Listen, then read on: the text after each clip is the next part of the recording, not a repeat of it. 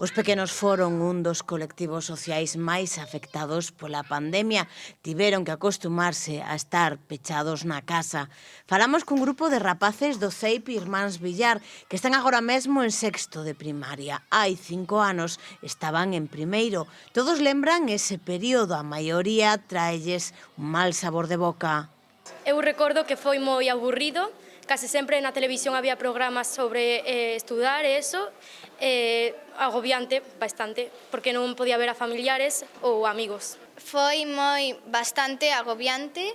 Eu tuve o coronavirus tamén, e ao empezar a escola, pois, era moi distinto todo.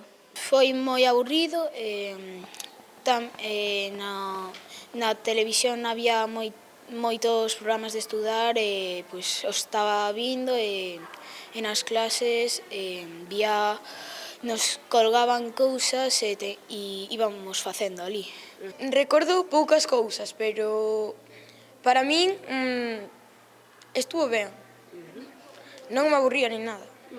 As clases a distancia tamén tiveron as súas complicacións, pero máis de un quedou moi agradecido á mestra. Clases por vídeo, baixamos un pouco as notas, porque claro, non se entendía moi ben, a veces se cortaba, non había moita conexión, a veces.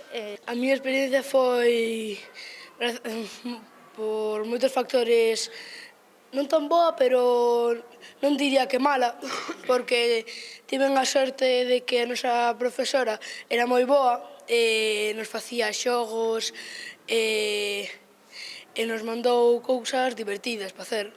Escribir, empezamos a escribir un conto nós sen sabelo. E cando terminou todo eso, o lanzaron. Ocupaban o seu tempo de lecer como podían. Xogando ou facendo deberes. E nos fins de semanas, pois, xogaba e así.